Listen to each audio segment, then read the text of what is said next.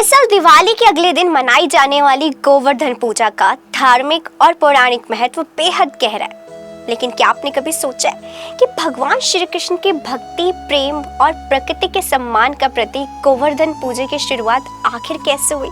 चलिए आज जानते हैं इस पवित्र पर्व के पीछे की दिव्य कथा के बारे में। कथा शुरू होती है द्वापर युग के वृंदावन से, जहाँ भगवान श्री कृष्ण अपने बाल स्वरूप में गोप गोपियों और गायों के बीच आनंद पूर्वक रहते थे। उस समय वृंदावन के लोग इंद्रदेव की पूजा किया करते थे। उनका मानना था कि इंद्रदेव की कृपा से वर्षा होती है और खेतों में अन्न उगता है। लेकिन एक दिन नन्हे कान्हा ने देखा कि सभी ग्रामीण बड़े धूमधाम से इंद्रदेव की पूजा की तैयारी में लगे। श्री कृष्ण ने अपनी माँ यशोदा से पूछा, माँ, हम ये पूजा किसके लिए कर रहे हैं?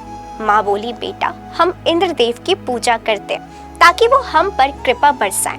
तब श्री कृष्ण ने मुस्कुराते हुए कहा, माँ, वर्षा तो गोवर्धन पर्वत की वजह से होती है। वो पर्वत हमारी गायों के लिए हरी हरी घास देता है, जल देता है, पेड़ पौधे देता है। हमें तो इंद्रदेव की नहीं बल्कि इस धरती के रक्षक गोवर्धन पर्वत की पूजा करनी चाहिए।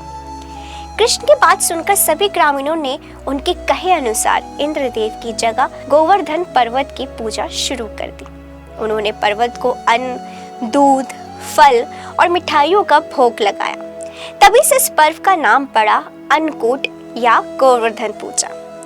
लेकिन इंद्रदेव को ये बात बहुत बुरी लगी। वो क्रोधित हो उठे और उन्होंने घनघोर वर्षा शुरू कर दी। तेज तूफान, बिजली और मूसलाधार बारिश से पूरा गोकुल डूबने लगा।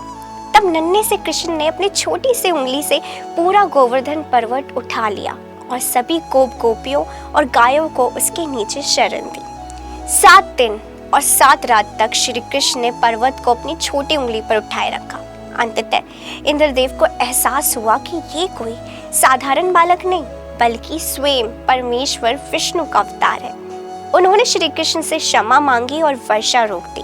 तब से हर साल कार्तिक मास के शुक्ल पक्ष की प्रतिपदा तिथि को गोवर्धन पूजा मनाई जाती है। इस दिन लोग अपने घरों में गोबर से गोवर्धन पर्वत का रूप बनाते हैं, उसकी पूजा करते हैं, अन्नकूट का भोग लगाते हैं और भगवान श्री कृष्ण को धन्यवाद देते हैं कि उन्होंने धरती, पशु और प्रकृति की रक्षा की। गोवर्धन पूजा सिर्फ एक धार्मिक पर्व नहीं बल्कि ये संदेश देती है कि प्रकृति ही हमारी सच्ची देवी है और उसका संरक्षण ही सच्ची पूजा। तो इस गोवर्धन पूजा पर आइए हम भी श्री कृष्ण की तरह पर्यावरण की रक्षा का संकल्प ले और हर जीव, हर वृक्ष में ईश्वर का स्वरूप देखें। आप सभी को गोवर्धन पूजा की हार्दिक शुभकामनाएं। फिर मिलेंगे एक नई कथा, एक नई आस्था के साथ। जय श्री कृष्ण।